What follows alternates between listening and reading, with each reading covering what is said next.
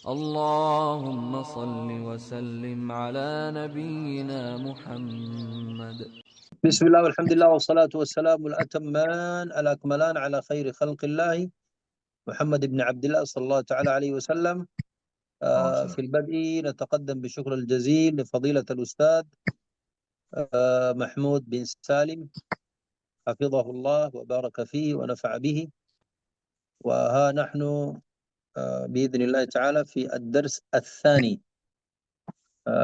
لا أريد أن أحيل بينكم وبينه، فليتفضل فضيلته مشكورا مأجورا.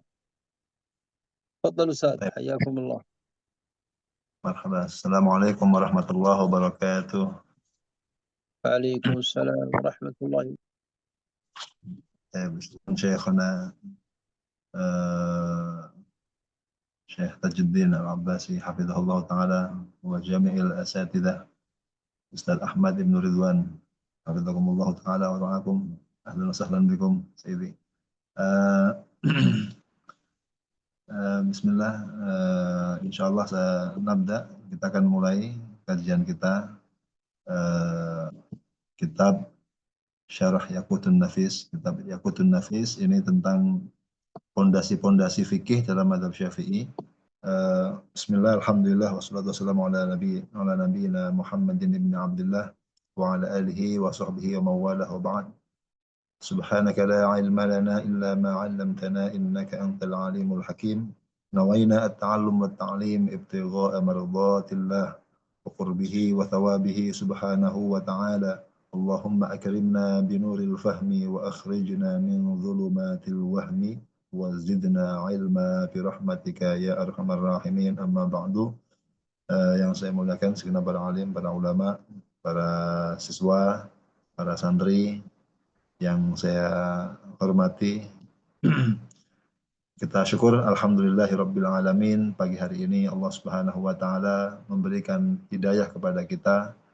Allah kembali menghadirkan kita dalam majelis Zoomiyah, ya. Kita sama-sama diberikan Allah taufik bisa hadir dalam majelis ilmu yang mudah-mudahan tidak mengurangi keberkahan, walaupun ini tidak langsung tatap muka, tapi ya insyaallah ada keberkahan ya yang Allah berikan, sebagaimana Nabi menyampaikan dalam banyak hadisnya, idza marartum biriyadil jannah farta'u, wahai para sahabat, kalau kalian melewati taman-taman surga maka nikmatilah, ambillah manfaat yang sebanyak-banyaknya.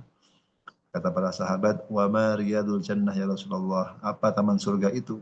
Kata Nabi, majalisul ilmi, satu riwayat majelis ilmu, yang riwayat yang lain hilaqul dzikr, ya, halakoh zikir, ya, halakoh yang membahas tentang ilmu Allah, tentang ya zikir, tentang bagaimana hukum-hukum Allah, termasuk ilmu fikih ini.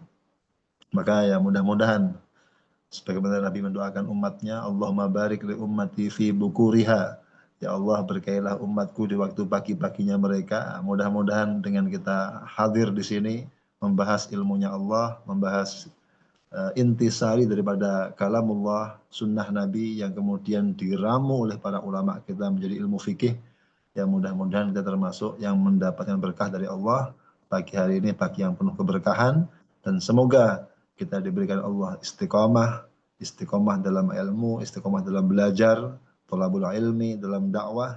Semoga kita bisa wafat dalam kondisi yang husnul khatimah. Amin ya rabbal alamin.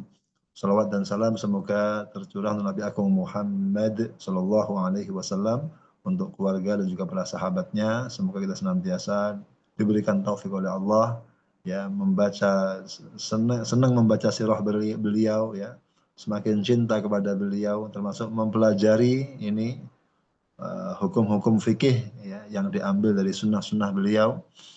Maka semoga ya dengan cinta kepada beliau kita termasuk yang mendapatkan anugerah hadis Nabi, anta ma'a man ahbabta, engkau akan Allah kumpulkan bersama yang kau cintai. Mudah-mudahan kita semua karena cinta dengan Nabi kita bisa berjumpa dengan beliau, termasuk yang mendapatkan syafaatnya di yaumil qiyamah. Amin ya rabbal alamin.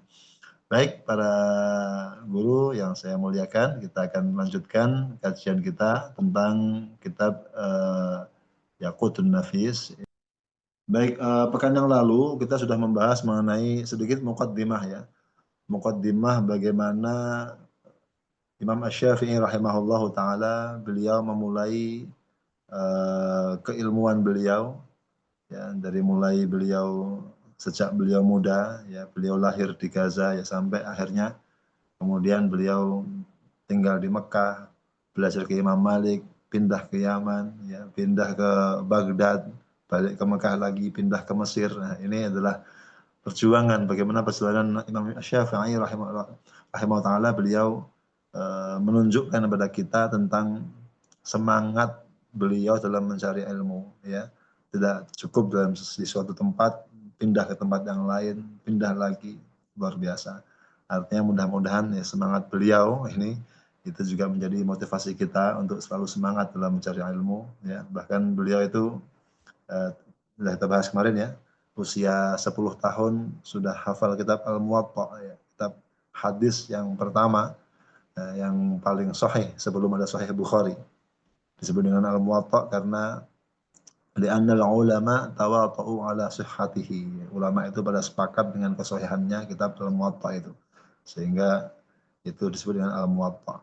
Itu beliau hafalkan ya, di 7 tahun hafal Quran, kemudian 10 tahun selesai Al-Muwatta itu. Kemudian tidak berhenti di situ, sudah alim ya, sebelumnya sudah belajar kepada Muslim bin Khalid Az-Zinji, kepada Ibnu Uyainah, tapi terus belajar ya sampai beliau wafat di Mesir, dan Allah tidak sia-siakan ilmu beliau sampai saat ini dipelajari di seluruh dunia. Masya Allah.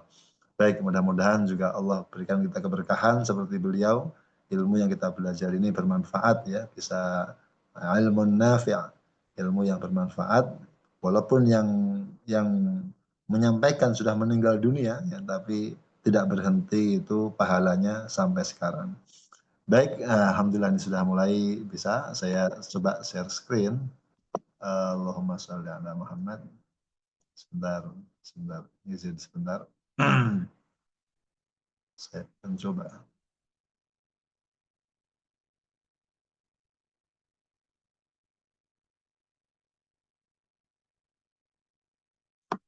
Baik, kemarin kita membahas mengenai muqaddimah ya, bahwa kita sebelum belajar suatu bab ilmu harus mengetahui paling enggak 10 perkara. Jadi apa sih ilmu yang mau kita pelajari itu? Apa topiknya? Apa objeknya? Dari mana ilmu itu diambil? Kemudian juga masalahnya apa saja yang akan dibahas ya. Apa hukum mempelajari ilmu itu? Faedahnya apa? Manfaatnya apa? Itu perlu kita ketahui dulu. Jadi ilmu apapun yang hendak kita pelajari, itu kita mesti harus tahu dulu tujuannya apa sih ilmu ini. Apa hukum mempelajarinya? Hubungan ilmu dengan yang lain apa? Hubungan ilmu ini dengan ilmu yang lain itu apa? Jadi sehingga kita bisa yastaw'ib ya, bisa mengambil manfaat dari ilmu ini, gambaran besar ya, sehingga bisa mengambil manfaat yang sebanyak-banyaknya. Baik, muqaddimah yang beliau sampaikan kemarin ya, sambil menunggu. Ini kata beliau, "A'lam annahu yanbaghi likulli syari'in fi fannin." Ketahuilah kata beliau, kata Syekh Ahmad bin Muhammad bin Umar Asy-Syatiri, Syekh Ahmad bin Umar Asy-Syatiri, beliau mengatakan, "Yanbaghi likulli syari'in fi fannin ay ya'rifa mabadi'ahul 'ashrah." Jadi siapapun yang hendak belajar satu bab dari ilmu, ini kata beliau rahimahullah taala, harus mengetahui mabadi, harus mengetahui ada poin-poin yang 10 ya. 10 poin yang itu merupakan mabda asas ya, atau kunci-kunci. 10 hal ini harus dia pahami dulu sebelum dia masuk dalam ilmu yang hendak dia pelajari.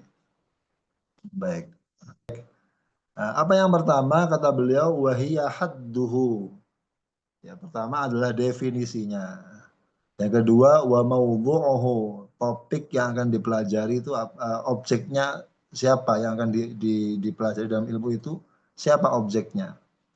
Kemudian wa faidatuhu, apa faedah dari ilmu itu?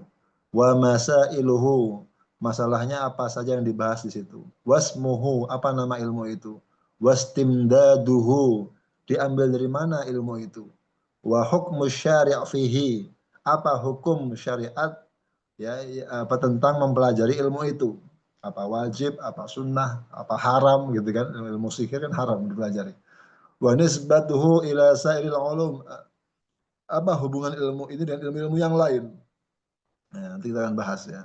Wa fadluhu, dan keutamaan ilmu itu, wa wadi'uhu, siapa yang meletakkan pondasi, siapa yang menulis ya, siapa yang meletakkan pondasi merumuskan ilmu tersebut.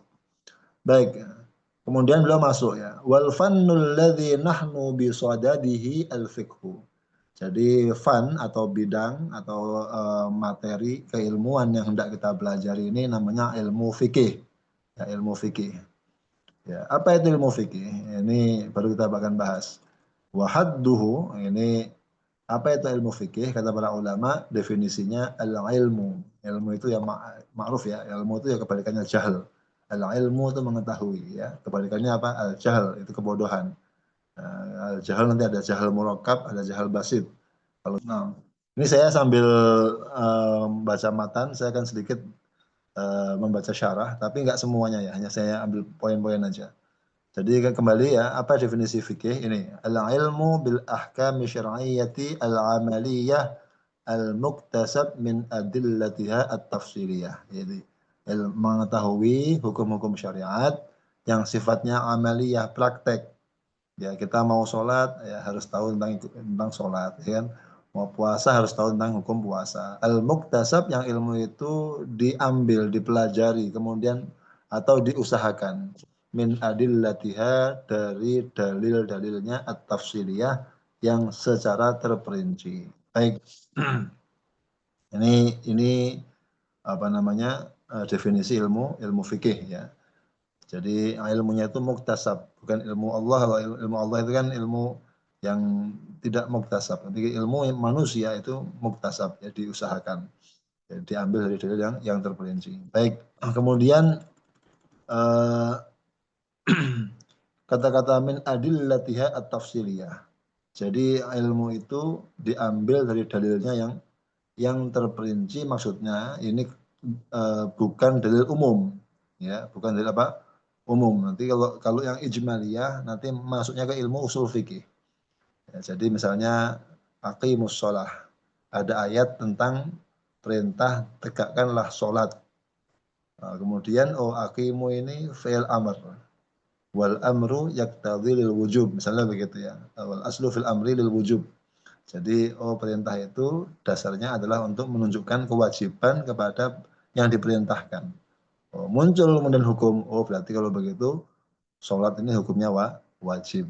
Jadi kaidah yang besar itu usul fikih, tapi kemudian dari dalil masuk kepada hukum, itu namanya fikih. Jadi mengetahui hukum-hukum syariat ya, yang sifatnya praktek, amaliyah, mulai bangun tidur sampai tidur kembali, kemudian yang mana ilmu itu diambil dari dalil-dalilnya yang sifatnya terperinci.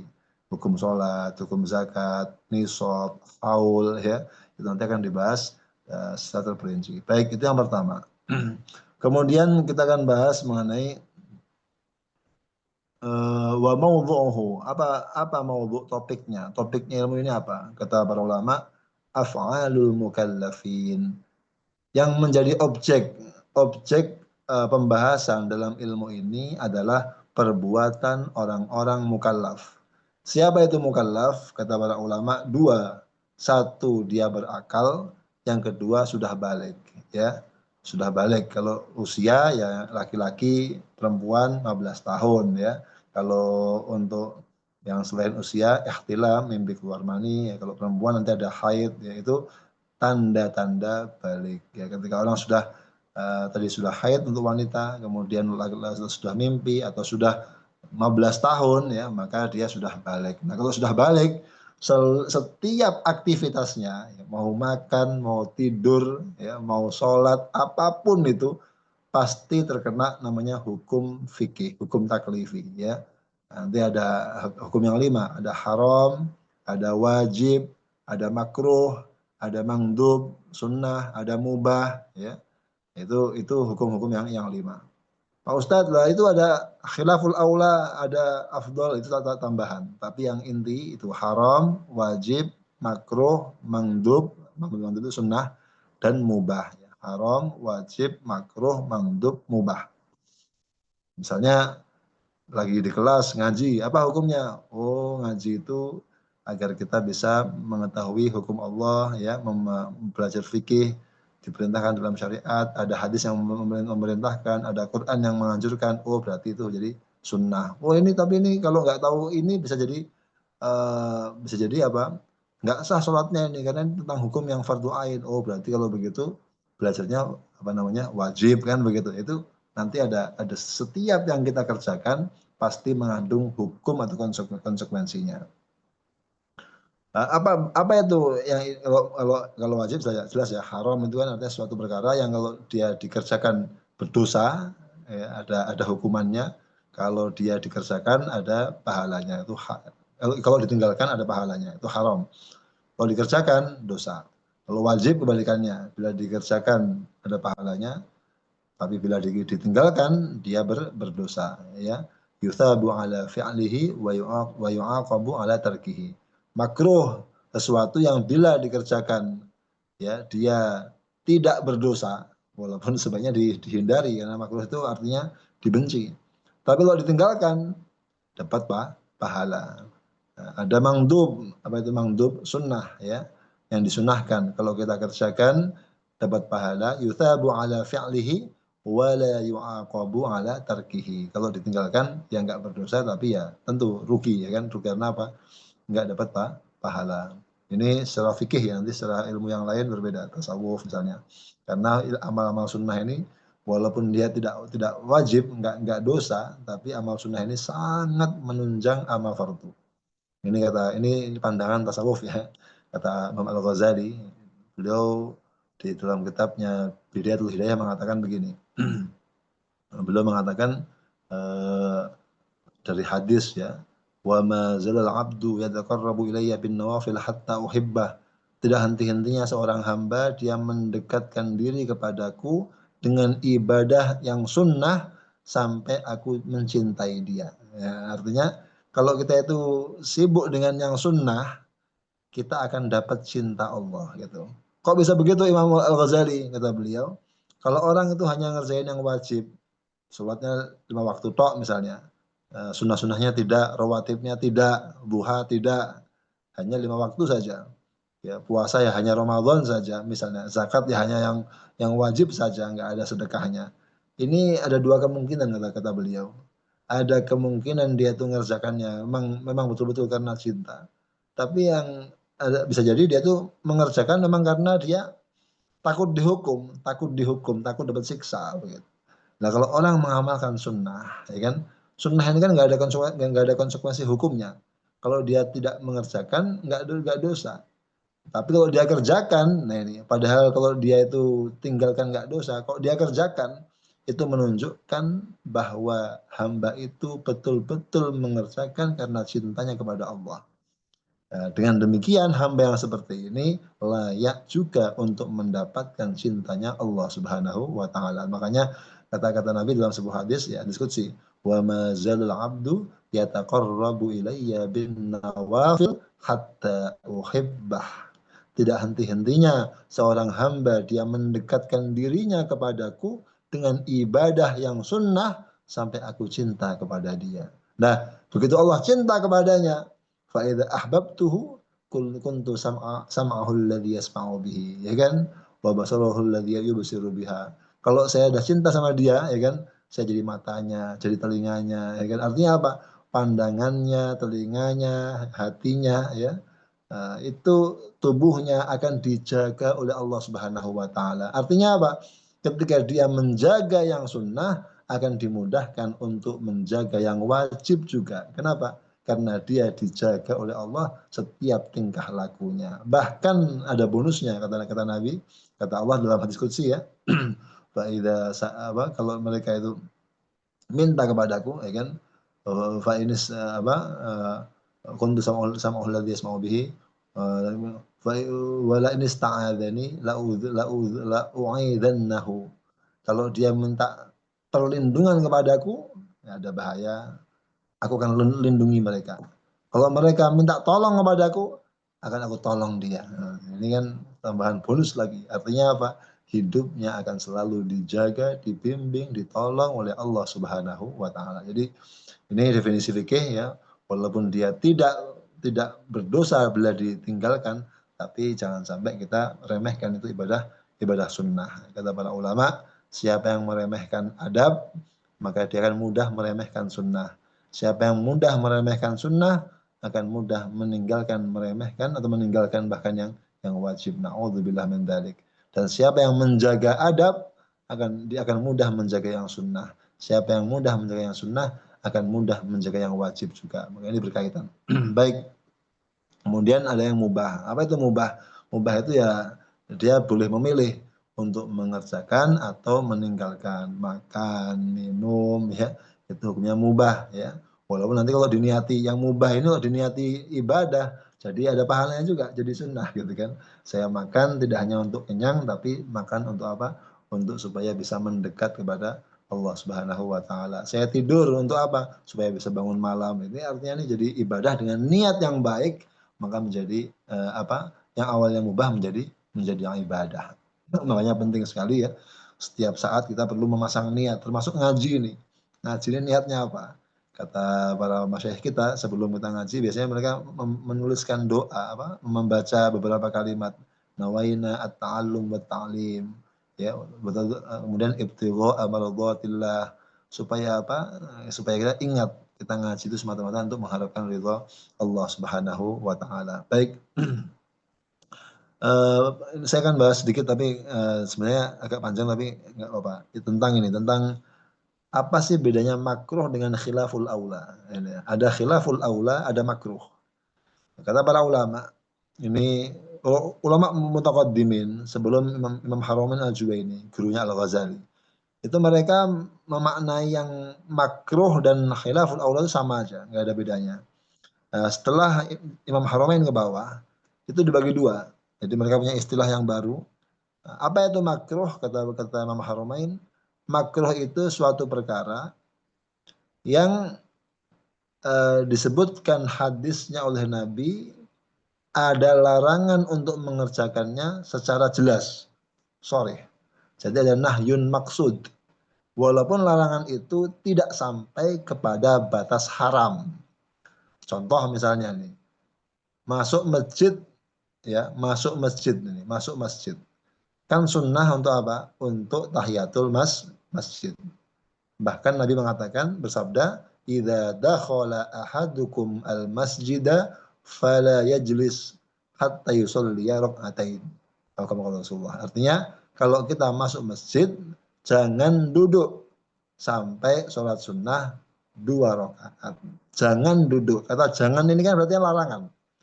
Ada larangan yang jelas dari Nabi, jangan duduk. Nah, ada santri masuk masjid langsung duduk. Berarti apa? Menyelisihi larangan Nabi. Nabi bisa mengatakan fala yajlis, jangan duduk, ya kan? Jangan, berarti apa ini? Menyelisihi larangan Nabi, sehingga hukumnya makruh. Nah, makruh karena ada larangan yang khusus, nahyun maksud. Nah, sehingga hukumnya makruh. Apa khilaful aula? Kalau khilaful aula itu enggak utama, tidak utama. Ya dia bagian dari makruh, cuman lebih ringan, namanya khilaful aula, tidak utama. Apa maksudnya? Jadi suatu perkara yang dia itu tidak ada larangan khusus, tapi larangannya diambil dari kaidah umum. Contoh misalnya nih, sholat duha. Ini sunnah apa tidak? Apa tidak hukumnya? Sunnah. Sholat duha. Apa hukumnya? Sholat duha? Sunnah ya. Ya, sunnah. Kata Nabi, setiap ruas kita itu ada sedekah yang harus kita keluarkan ya. 360 ruas ini, dan itu bisa kita tunaikan sedekah semua ruas ini dengan 2 rakaat sholat duha ya, untuk keberkahan rezeki juga. Sholat duha itu sunnah. Nah, kalau tidak sholat duha atau meninggalkan sholat duha, apa hukumnya? Makruh atau khilaful aula? Nah ini, ulama mengatakan, tidak ada larangan Nabi, jangan tinggalkan sholat duha, kan nggak ada. Tapi perintah untuk mengerjakan ada. Sehingga ada kaidah usul fikih, kaidah besar. Apa itu? Al-amru bisyai'i nahyun an diddihi.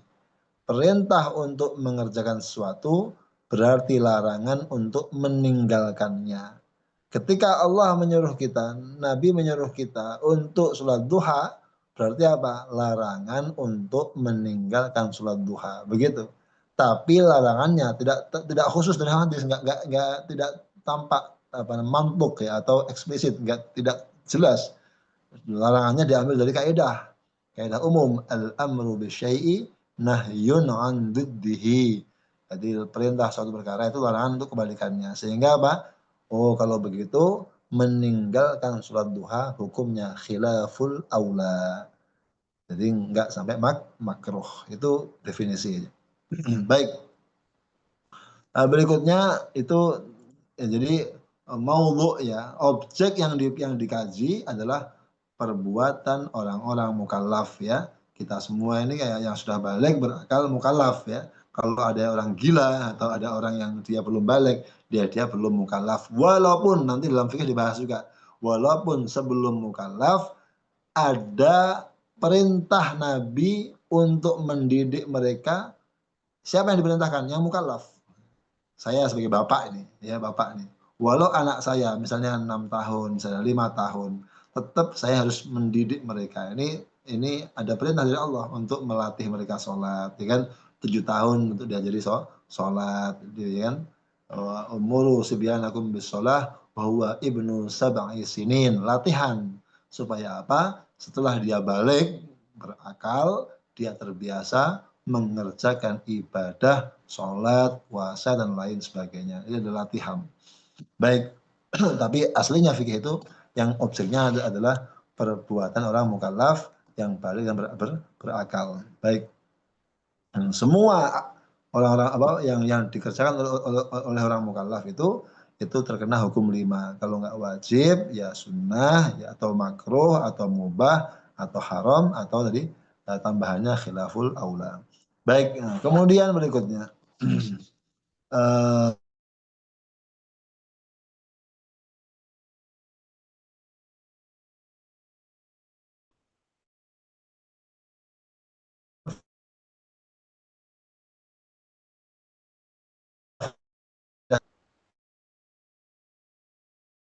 Thamratuhu atau faedah itu thamrah ya.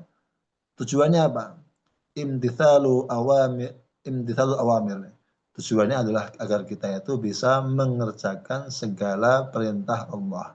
Imtithalul awamir wajtinabun nawahi, dan bisa menjauhi hal-hal yang dilarang oleh Allah.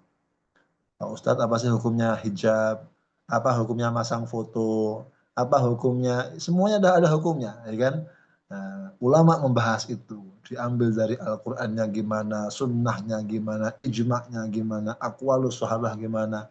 Ada syar'u man qablana, ada amal ahli Madinah, al-madhab Maliki, ada qiyas itu seperti apa.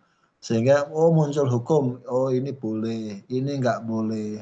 Yang boleh dikerjakan demi untuk melaksanakan perintah Allah, yang nggak boleh berarti ditinggalkan demi untuk apa? Meninggalkan yang dilarang oleh Allah Subhanahu wa taala. Itu tujuannya ilmu fikih itu.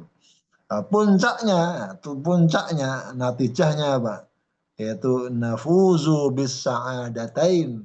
Kita mendapatkan kebahagiaan di dua alam ya. Sa'adat dunia, sa'adah kebahagiaan dunia. Karena kita mengikuti perintah Allah, yakinlah bahwa Allah itu tidak memerintahkan suatu perkara kecuali itu maslahat buat hambanya. Dan Allah tidak melarang suatu perkara kecuali pasti mafsadah, pasti kerusakan untuk hambanya. Itu pasti. Jadi kalau orang itu mengerjakan perintah Allah, dia nggak hanya bahagia di akhirat, dunia pun bahagia. Dan orang kalau dia meninggalkan atau mengerjakan larangan Allah, pasti sengsara Tidak hanya di akhirat tapi juga di dunia. Na'udzubillah min dzalik. Contohnya misalnya nih ya, khamr, minum arak, minum khamr, minum arak. Ini apa hukumnya? Haram. Kan? Tapi kalau diharamkan kan nggak bebas manusia. Diharamkan itu justru untuk maslahat buat manusia. Karena dengan minum arak ya itu akal kita rusak, ya kan? Tidak maslahat. Maka kalau akal kita rusak, gimana orang on itu kan akalnya rusak itu? Ya, kan nggak bahagia dia di dunia, ya kan? Ya, disingkirkan oleh orang lain, nggak ada yang nerima dia kan begitu. Makanya tadi semua hal yang diharamkan oleh Allah yakini pasti itu mafsadah, kerusakan. Dan semua hal yang diperintahkan oleh Allah pasti maslahat. Gitu. Itu jadi syariah maslahatun kulluha. Gitu. Itu ada kaidah seperti itu. Baik. Jadi puncaknya tadi kebahagiaan dunia dan akhirat. Makanya betul lah Nabi menyampaikan dalam sebuah hadis, "May yuridillahu bihi khairan yufaqqihhu fid din." Siapa yang dikehendaki oleh Allah kebaikan, ya orang itu kalau dikehendaki kebaikan dunia dan akhirat, dunianya bahagia, dunianya selamat, akhiratnya bahagia dan juga selamat, maka Allah akan bimbing dia, akan fahamkan dia terhadap ilmu agama. Karena dengan ilmu agama ini, ilmu fikih, ilmu syariat, hanya dengan inilah kita akan bahagia. Ya. Walaupun Pak Ustadz ini gimana ilmu matematika loh? Itu semuanya kalau kita ramu dalam rangka itu perintah Allah, semuanya juga berkaitan ya. Semuanya adalah agama, matematika, geografi, nanti ada itu hadis, Al-Qur'an yang dipahami dengan geografi, ilmu fikih dipahami dengan matematika, nanti ada itu ya. Itu semuanya itu dalam rangka kita belajar karena Allah dan untuk supaya faham terhadap ilmu agamanya Allah Subhanahu wa taala. Baik. Yang keempat, fadluhu bin nisbah li sa'iril ulum. Apa keutamaan ilmu fikih ini dibanding ilmu-ilmu yang lain? Kata para ulama ini, wa huwa min afdhalil ulum. Min afdhalil ulum. Ilmu fikih ini termasuk ilmu yang paling utama, yang paling agung ya. Ada ilmu apa? Ilmu tauhid, ada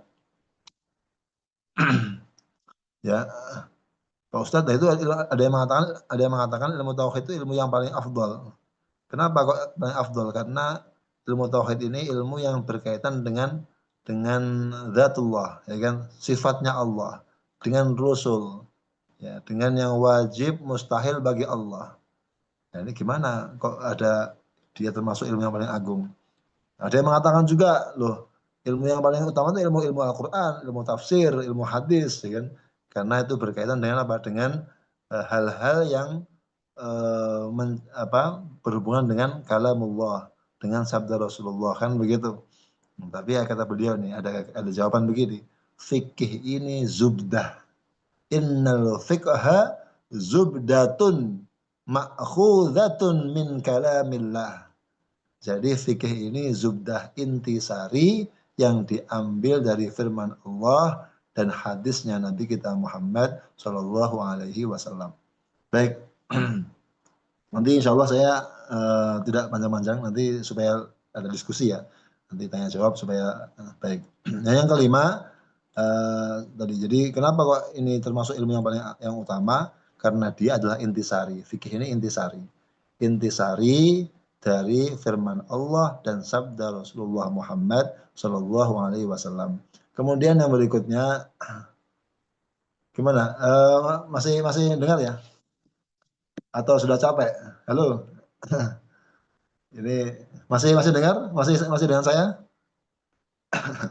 Masih ya? Alhamdulillah. Atau mau berhenti ini? Baik, yang kelima ini.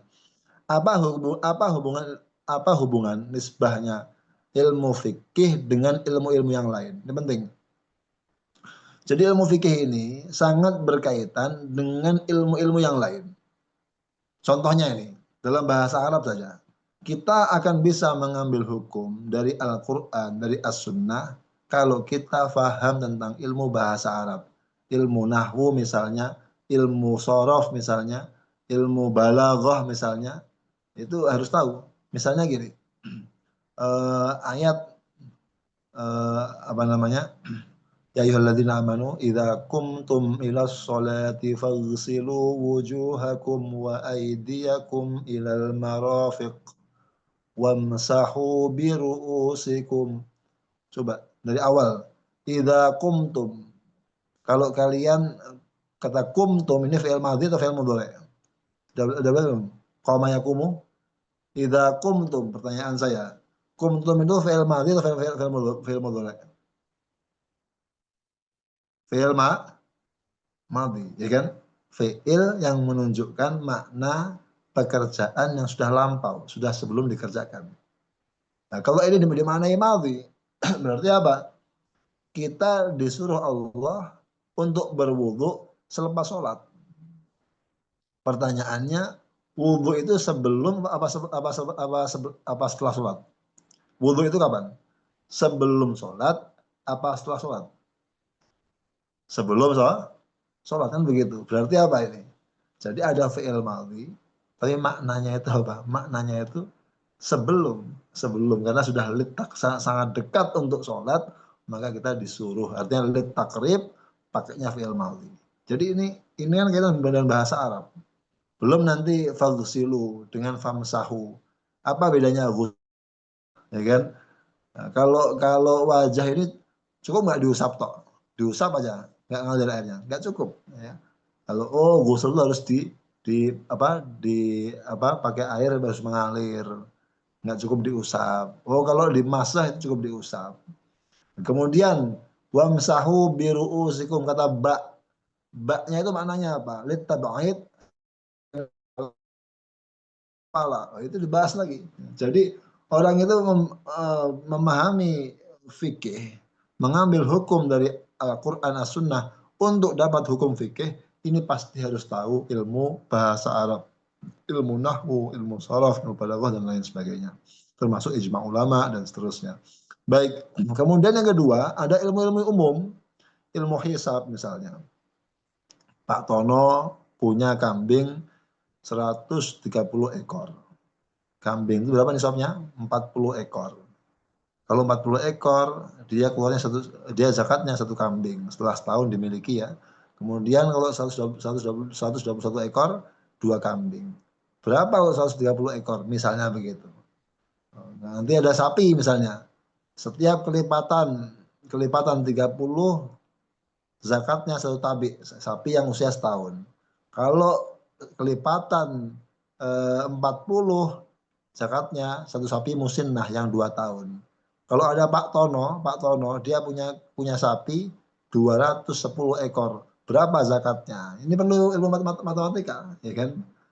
Matematika. Ya kan? Misalnya nih 2,5%. Berapa itu?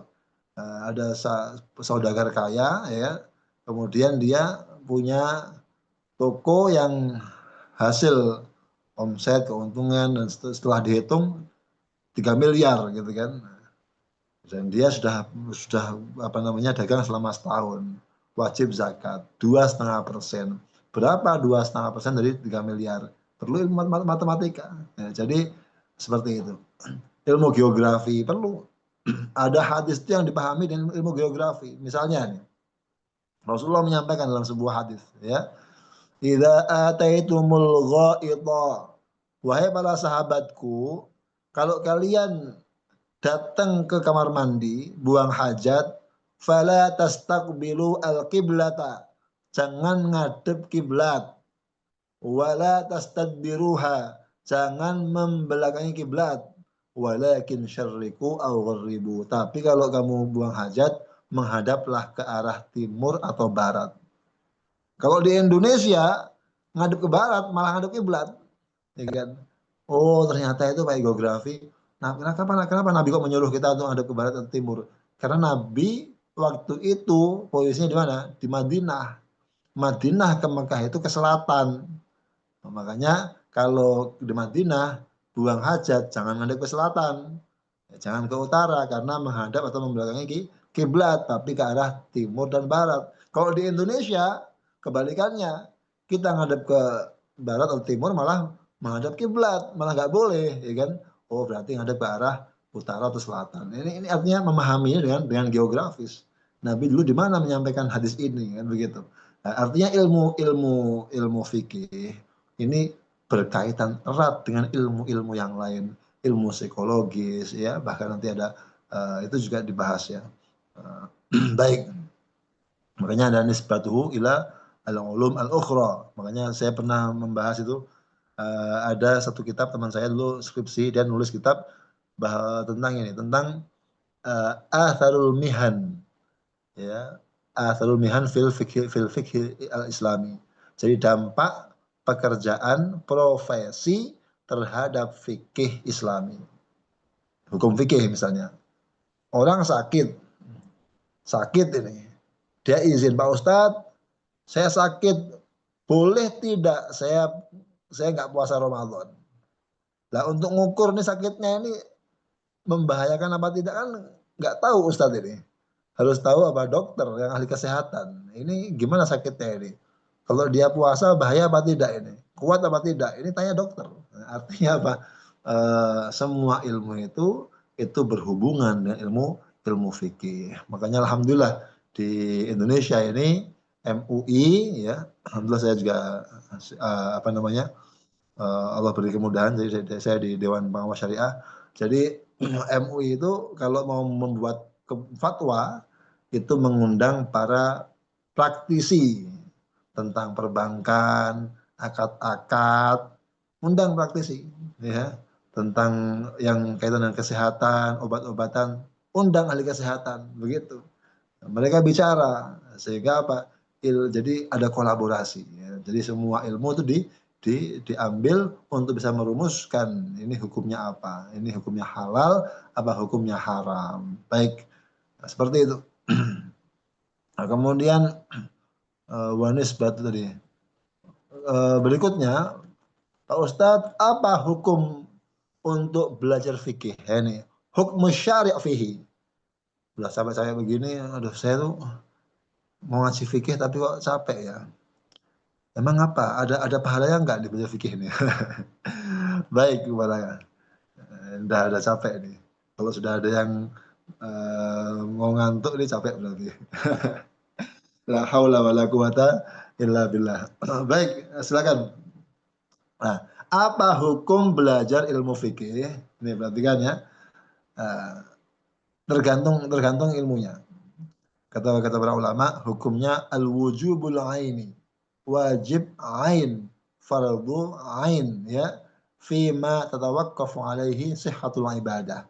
Dalam hal-hal yang berkaitan dengan sahnya ibadah, muamalah, munakahah, hukumnya fardu ain. Mau menghilangkan najis, ini ainiyah, apa hukmiyah, ini mutawasithah, apa mughalladah, atau mukhaffafah. Ini najisnya di lantai, apa di tanah. Dibahas ini, gimana caranya nih? Boleh nggak kita nyucikan baju yang ada najisnya di mesin cuci? Laundry itu mana laundry itu? Suci apa tidak itu? Itu dibahas. Itu kan kaitan dengan ibadah. Kalau pakaian kita najis, maka Pak, ya sholat kita nggak sah kan begitu. Makanya wajib ain dalam hal-hal yang berkaitan dengan ibadah, pernikahan, ataupun dengan muamalah, yang mau jual beli, yang mau utang piutang ya, itu harus tahu ilmunya. Makanya Khalifah Umar ya sering beliau keliling pasar sambil mengatakan la yabi' fi suqina illa man faqiha wa illa akalar riba. Nggak boleh dagang di sini kecuali yang faham fikih muamalat. Kalau tidak, dia makan riba tanpa terasa. Ini kan penting sekali. Baik, makanya ini fardu ain.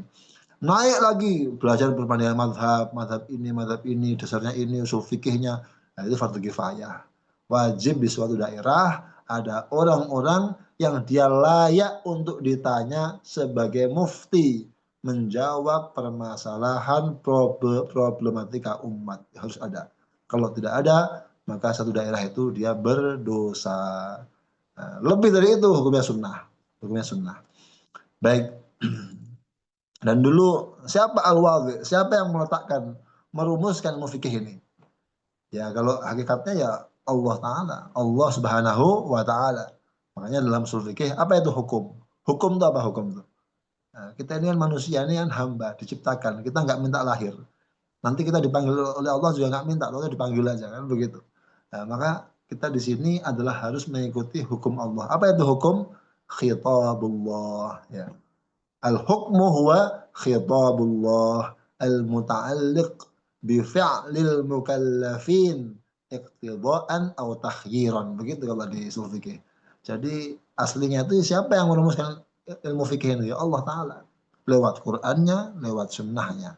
Nah, ulama fikih, ulama para mujtahidin ini yang merumuskan agar Al-Qur'an, As-Sunnah itu selalu hukumnya itu apa namanya bisa terus dikembangkan apa namanya sesuai dengan tadi ayatnya, dalilnya terus berkembang sesuai dengan perkembangan zaman. Artinya apa? Zaman berkembang kayak gimana pun itu hukum fikih pasti terus ada, setiap yang kita kerjakan pasti ada hukumnya, begitu. Jual beli online, jual beli nggak ada penjualnya, ya kan? Nanti ada pembahasannya itu. Boleh apa tidak, ada bai'ul mu'adhah ya, seperti itu. Dan sahabat-sahabat Nabi, ini kita cerita apa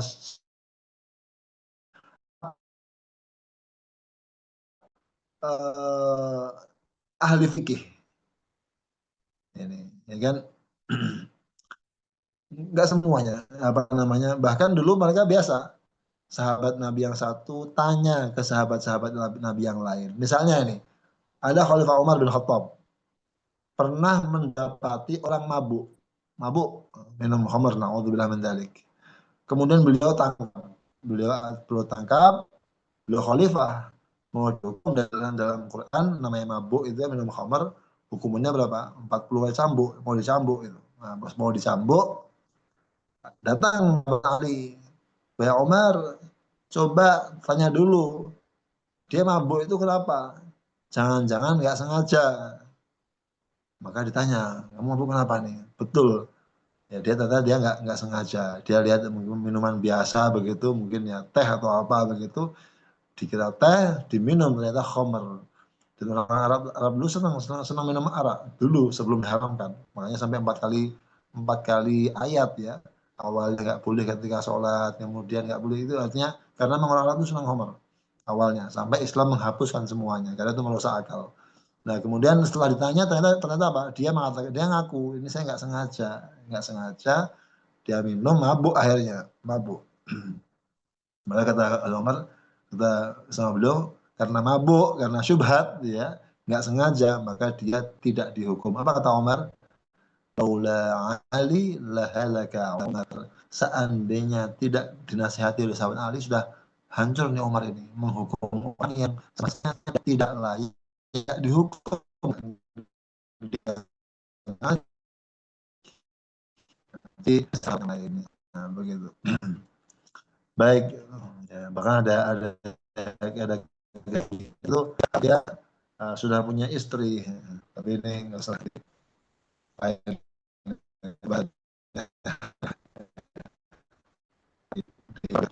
Palingnya awal manfaat siapa yang tadi menulis kitab fikih ini, yang pertama menulis kitab fikih ini ya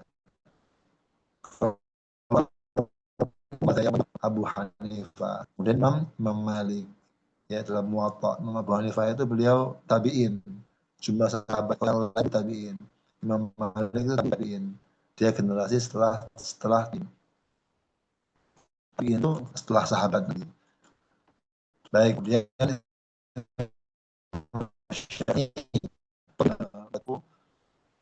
usul risalah dan beliau makna fikih beliau dan juga ya Baik, lalu yang pertama nulis hadis siapa? Ibnu Syihab. Baik, apa nama ilmu ini? Ilmu fikih. Baik, kemudian berikutnya istimdaduhu. ilmu fikih ini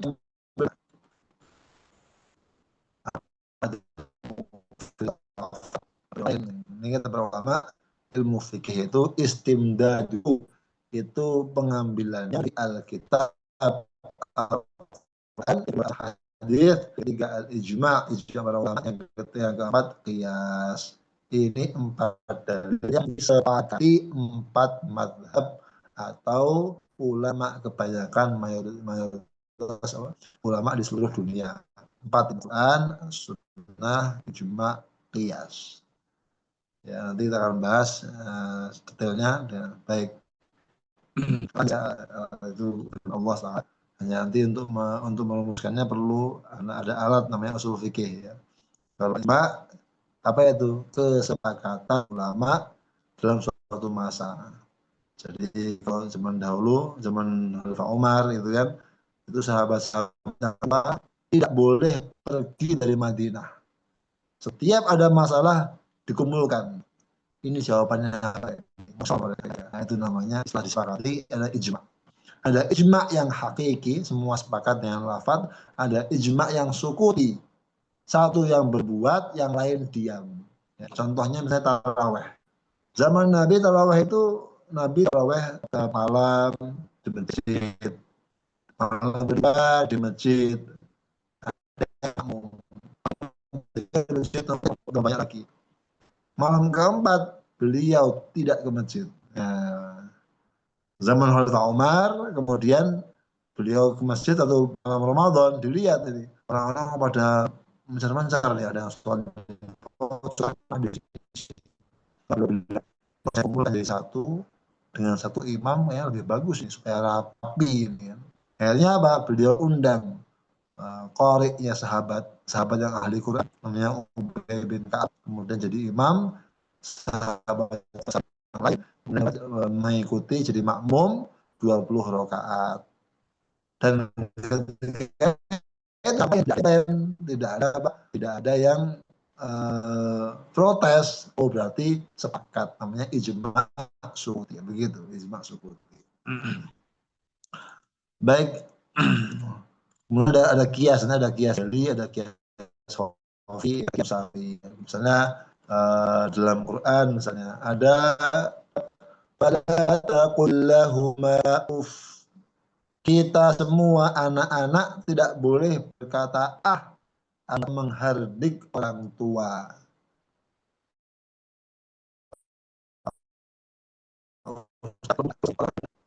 Kata ulama kalau bilang aja nggak boleh, apalagi pul, apalagi mungkat, ya kan, lebih nggak boleh. Baik. الصوت بدأ يتقطع هكذا.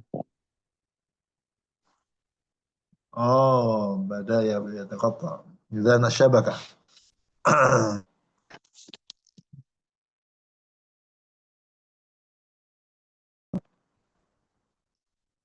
Halo, halo, tes.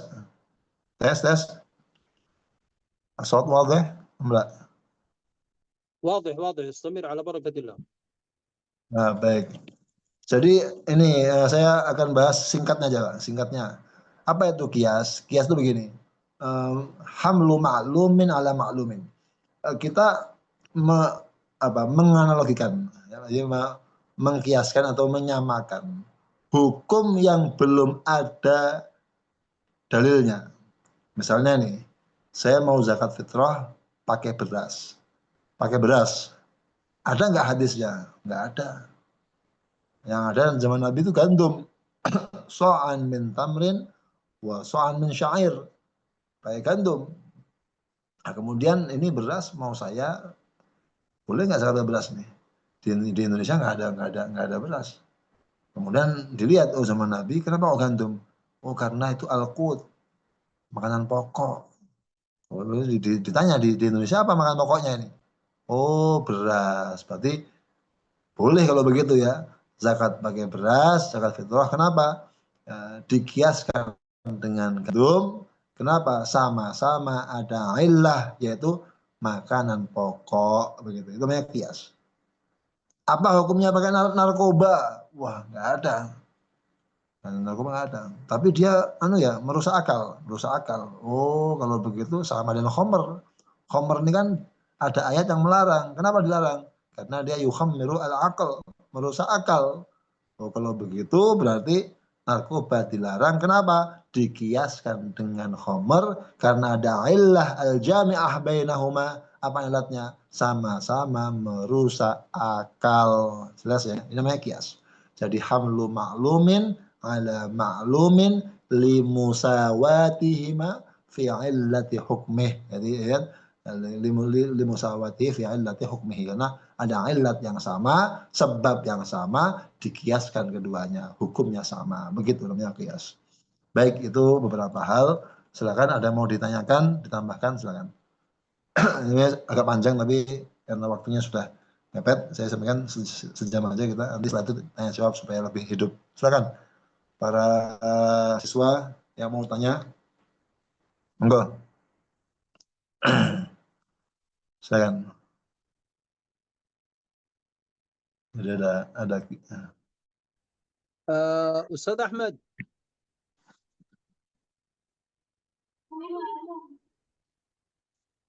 Ya, silakan. Ada mau ditanyakan? Silakan.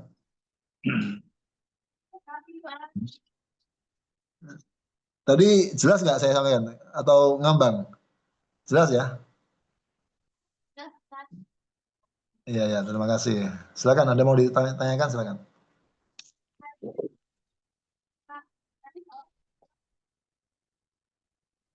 Mohon maaf, saya belum mendengar. Gimana?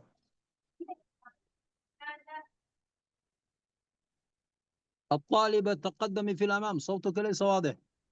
سوارة أنتم belum jelas. Dekat-dekat Ustaz Ahmad. Maafis soal Ustadz. Oh, maaf visual. Nah, tayyib. نتوقف أو نستمر؟ أستاذ محمود يسألهن أنت خلاصة، يسألهن أنت واحدة. Tayyib. Kalau nggak ada saya nanya ya. Tayyib. Jadi tadi kembali saya akan membuat suatu ringkasannya. Jadi ini belum masuk ke pembahasan. Insya Allah besok kita akan masuk kepada pembahasan toharoh ya. Apa itu toharoh, kemudian apa tujuan toharoh, apa alat yang dipakai untuk toharoh ya, kemudian apa tujuannya tadi. Ada air, ada debu, ada yang untuk menyamak, ada batu istinja ya. Sekarang tisu, sekarang yang pakai tisu, dulu batu ya. Nah, nanti kita akan bahas itu, tapi ala kulli hal ini muqaddimah. Ada muqaddimah bahwa setiap ilmu yang mau kita pelajari ini harus ada 10 hal yang perlu kita pahami. Ya, 10 hal itu apa? Pertama tadi, kita harus mengetahui tentang apa definisi dulu. Definisi ilmu itu apa? Definisi ilmu itu karena penting definisi ini. Ya, supaya kita nggak salah mempelajarinya. Definisinya di sini. Nah, kemudian maudhu'nya, objeknya itu siapa yang dikenai ilmu itu. Apa faedah belajar ilmu itu? Apa masail permasalahan yang dibahas? Apa nama ilmu itu? Apa istimdadnya? Dari mana ilmu itu diambil? Apa hukum syari? Hukum untuk mempelajarinya itu apa? Kemudian apa hubungan ilmu dan ilmu-ilmu yang lain? Apa keutamaan ilmu itu? Siapa yang merumuskannya? Ya. Kalau di sini yang merumuskannya siapa tadi? Ya aslinya Allah Subhanahu wa taala. Kemudian yang menuliskannya siapa itu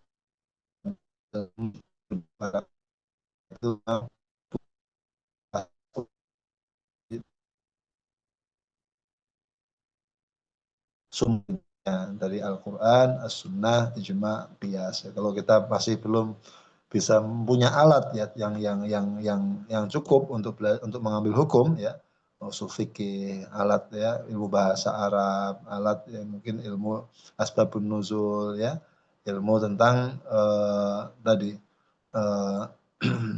apa alfat, ini am, ini khas, ini nasikh, ini mansukh ya, ini yang mujmal, ini mubayyan ya. Nanti ya kita kalau kita belum bisa menguasai itu ya kita mengikuti ulama yang menguasai ilmu itu, namanya ulama yang mujtahid, ulama al-mujtahidun. Maka di sini siapa yang merumuskan ilmu fikih ini? Ya para imam yang mereka ahli di bidang ijtihad. Kemudian definisinya itu sudah ya, syariat yang itu diambil dari dalil secara terperinci. Apa maudhu'nya, objeknya orang-orang mukallaf ya. Semua yang dikerjakan oleh orang mukallaf, yang diucapkan, yang dikerjakan ya, itu semuanya ada konsekuensi hukumnya. Hukum yang 5 ya, bisa wajib, makruh, mubah, jadi haram, sunnah, ada khilaful aula. Kemudian tujuan faedah belajar ilmu ini ya untuk bisa mengerjakan perintah Allah, menjauhi larangannya. Puncaknya, ghoyahnya apa? Mendapatkan kebahagiaan dunia dan akhirat. Apa masalah di ilmu ini? Nanti permasalahannya sangat banyak. Masail-masailnya ya tadi ya. Masalah tadi mulai toharah, mulai sholat, mulai najis, ya, haid, nifas, istihadah, tentang puasa, itu masalah-masalahnya. Dan ismunya namanya ilmu fikih, fikih. Istimdadnya, pengambilan hukumnya dari mana? Dari Al-Quran, dari As-Sunnah, dari Ijma', dari Qiyas. Itu yang disepakati. Yang nggak disepakati ini banyak. Ada uruf, ada adat, ya, ada istishab, ada istihsan, ya, ada amal ahli Madinah. Itu yang nggak disepakati. Tapi yang disepakati 4 tadi. Al-Quran, As-Sunnah, ada Ijma', ada Qiyas. Nanti kita akan bahas itu insya Allah. Kalau ada mau ditanyakan, masa udah paham semua nih? Apa itu sunnah? Ya, nanti ini panjang ini kalau dibahas ini. Dan kemudian apa hubungan ilmu dan ilmu yang lain? Ilmu fikih ini sangat berkaitan erat dengan ilmu-ilmu yang lain.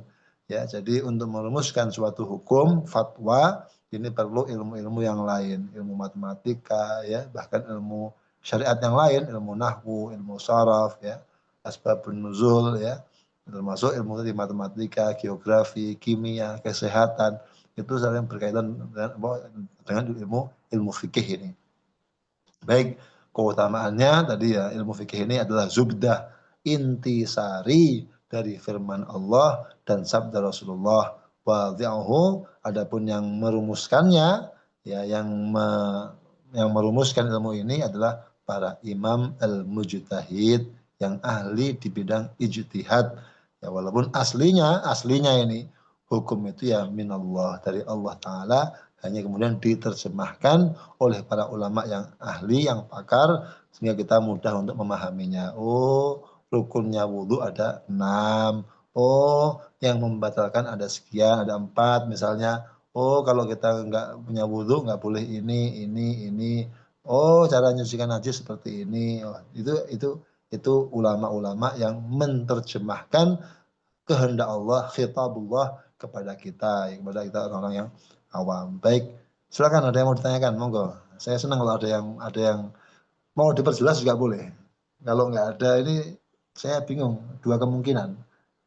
Bisa mungkin sudah paham semua, atau bisa mungkin tidak bisa, nggak ada yang dipahami gitu. Baik, silakan.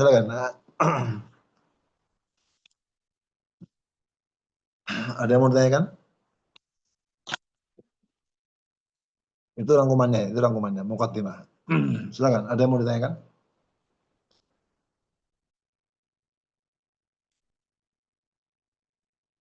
Ayo, silakan.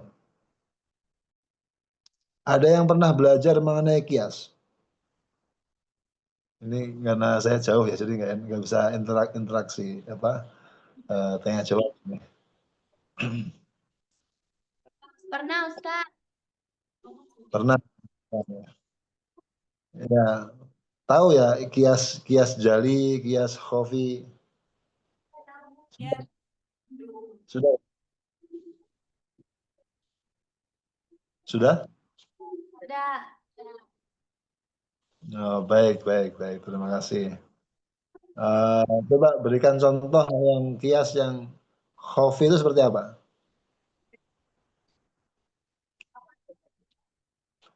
Kias yang khofi. Kalau tadi kan kias jali ya, kias jali itu kias yang tampak.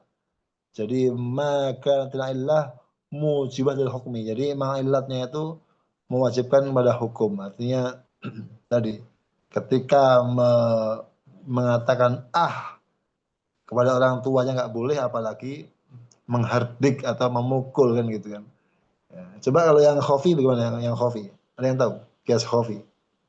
Contoh hias kopi itu kayak mengharamkan semua jenis narkoba, kayak disamakan dengan khamar yang sudah diharamkan dalam Al-Quran. Itu khofi.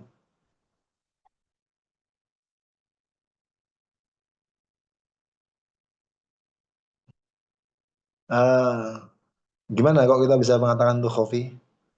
Kan narkoba itu diharamkan, kenapa? Karena dia merusak akal ya. Betul ya? Ya. Betul. Merusak akal. Sama dengan khomer, dia diharamkan kenapa? Merusak akal. Ya. Ya kan? Kira-kira ini bisa difahami semua orang apa ada yang nggak sepakat? Sepakat nggak nih? Sepakat nggak kalau narkoba itu haram karena dia merusak akal? Kakak, Sepakat. Kalau sepakat berarti nggak khofi dong, berarti jali dong. Eh, khofi itu kan samar, nggak begitu kelihatan. Kalau sepakat berarti jali, artinya semua orang itu bisa menerima gitu, bisa memahami. Artinya ini ilatnya jelas karena dia merusak akal, maka dia diharamkan sebagaimana khomer kan gitu. Karena dia merusak keturunan misalnya nih, naudzubillah misalnya vasektomi misalnya, maka dia diharamkan, ya kan? Coba kalau ini, kalau yang khofi bagaimana yang khofi?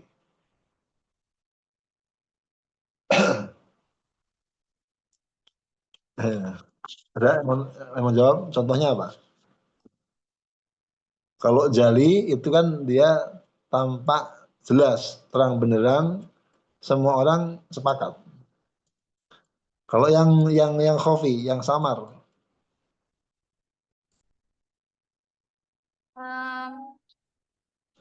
haramnya memukul orang tua sama dengan hukumnya haram berkata kepada orang tua. itu apa itu? Khofi apa jali? Kopi.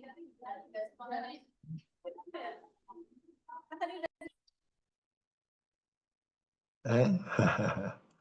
Ya, saya jelaskan ya. Baik, baik, baik. Terima kasih. Luar biasa nih. Semangat. Ya, ada yang mau jawab? Ada yang mau jawab? Silakan. Ya, silakan jawab. Silakan. Ayo. Ada yang mau jawab? Ada yang ke depan kayak mau jawab tuh. Baik. Jadi sedikit saya akan bahas kias ya. Kias itu ada yang jali, ada yang musawi, ada yang khofi. Apa yang jali? Ini itu definisinya. Maka na azhar minal muqas alaih. Jadi ilat itu hukum yang dikiaskan, yang menjadi objek kias itu lebih jelas dibanding yang dikiaskan. Contoh tadi, ketika Allah melarang kita untuk berkata berkata kasar kepada orang tua, ya kan? Bilang aja nggak boleh, gitu kan? Nah, kalau mukul, bagaimana hukumnya? Lah mukul ya jelas haram gitu kan? Orang bilang aja nggak boleh, apalagi membentak, apalagi memukul. Ini semua orang sepakat. Jadi hukum yang dikiaskan itu lebih dahsyat dibanding hukum yang tadi untuk apa? Hukum yang apa namanya? Yang hendak dikiaskan itu lebih besar dampaknya dibanding yang jadi objek dibanding yang jadi yang dikiaskan. Artinya mengkiaskan memukul orang tua itu lebih jelas ya kan hukumnya dibanding hukum berbicara kepada orang tua. Kalau bilang kan orang-orang begitu ya, lagi kesel tuh gitu tak ya. Itu haram itu haram, apalagi mukul. Ini semua orang sepakat ini. Jelas ya? Ini kias jali, kias yang tampak yang tadi al-muqas alaih ya, yang dikiaskan tadi, yang jadi objek kias yang dikiaskan itu lebih jelas hukumnya dibanding yang perkara yang apa namanya menjadi kias menjadi contoh gitu. Jadi gorob memukul itu lebih tampak keharamannya dibanding yang dikiaskan itu sendiri, yaitu apa? Bilang gitu. Kenapa? Karena dampak idaknya, dampak menyakitinya lebih besar. Satu itu. Yang kedua ada kias musawi, kias yang sama, levelnya sama antara mukos dan mukos alaih. Makis alaih lah bahasa di usul fikih itu. Contohnya apa? Dalam Al-Quran ada ayat wala ta'kulu amwalal yatama zulman. Jangan memakan harta anak yatim zulman. Ya kan? Siapa yang memakan harta anak yatim secara zalim, ya kan? Maka dia seolah memakan api neraka, kan begitu.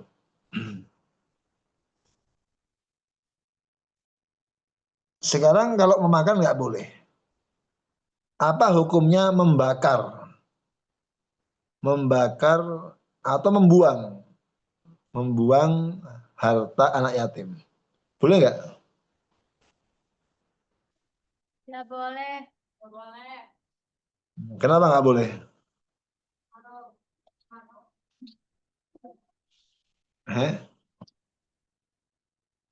Apa dalilnya? Kan nggak ada di dalam Quran, kan yang nggak boleh cuma makan. Membuang kan nggak ada. Kata-kata nggak boleh membuang kan nggak ada. Yang nggak boleh memakan harta anak yatim. Kalau membuang boleh nggak? Ada harta anak yatim kita kasih sama dia, kita buang gitu, boleh nggak?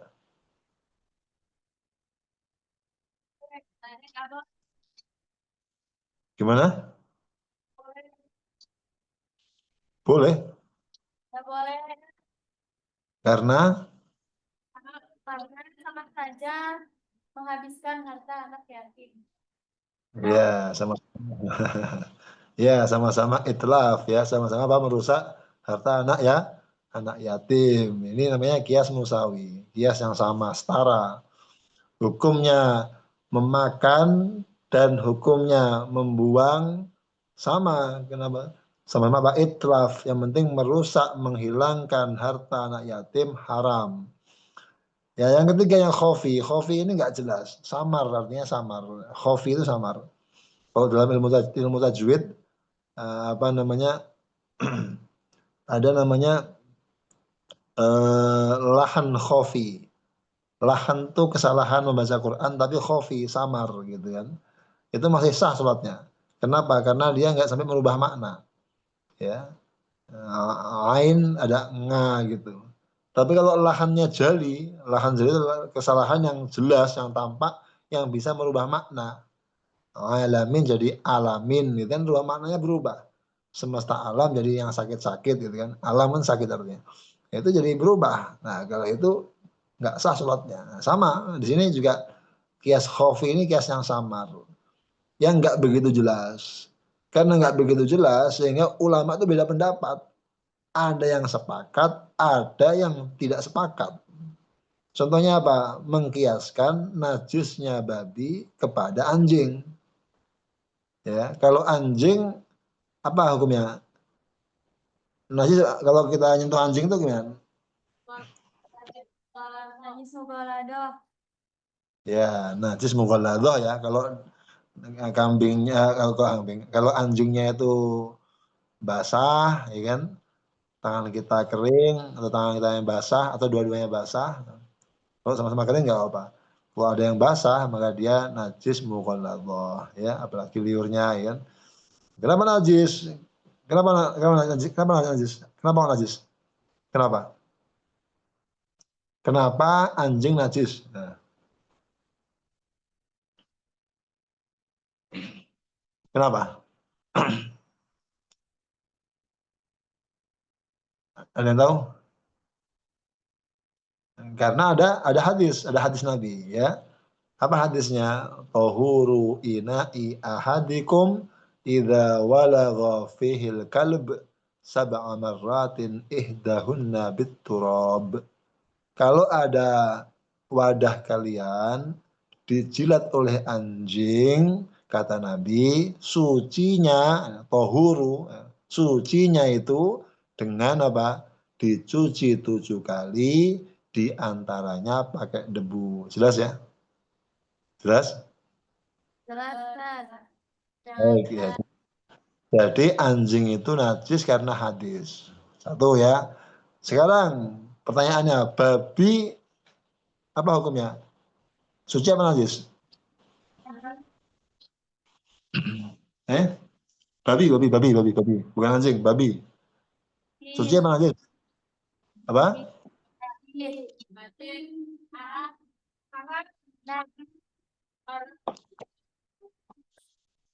Coba maju ke depan. Saya nggak dengar. Najis, Ustaz.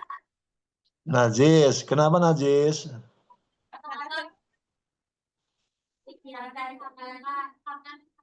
Diharamkan, karena diharamkan. Pertanyaan saya, apakah semua yang haram najis? Nah, terus babi kenapa najis?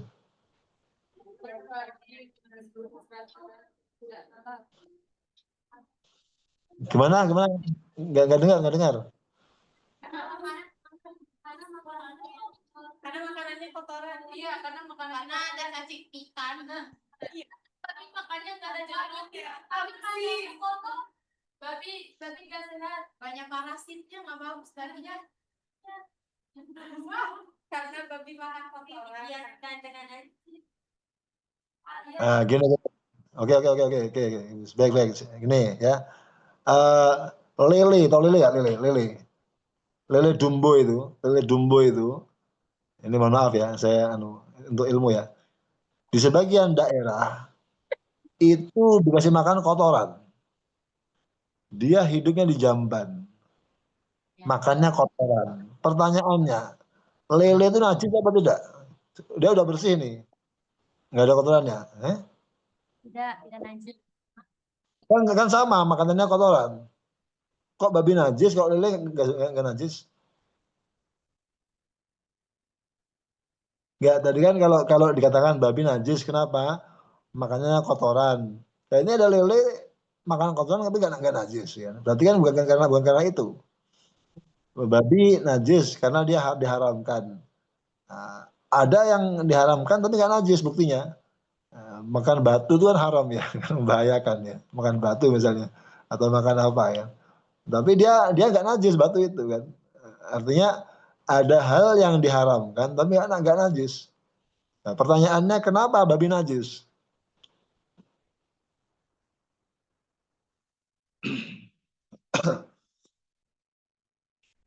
Jelas ya, jelas pertanyaan saya, jelas? Ya, jelas. Pertanyaan, ya, apa jawabannya? Apa ya?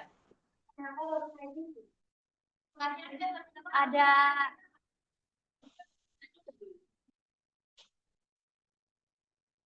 Iya. Kalau tadi kembali ya saya jawab ya. Jadi babi itu kata para ulama dia najis karena dikiaskan dengan anjing. Karena anjing tadi kan dia najis kan? Kenapa najis? Ada dalilnya, ada hadisnya. Tahuru ina'i ahadikum idza walagha fihil kalb, ya kan? Jadi Nabi itu mengatakan anjing itu najis. Cara membersihkannya dengan tujuh kali. Babi nggak ada, yang mata najis itu nggak ada. Yang haram ada dalam Quran bahkan, ya kan? Hurrimat alaikumul maitatu waddamu walahmul khinzir, ya kan? Jadi daging babi itu haram, tapi yang mengatakan najis nggak ada. Kalau anjing yang bilang najis ada hadis Nabi. Nah, kemudian kata para ulama, ini babi dia itu dihukumi najis. Kenapa? Dikiaskan dengan anjing. Nah, ini kias samar ini. Ada yang sepakat, ada yang nggak sepakat. Paham nih ya?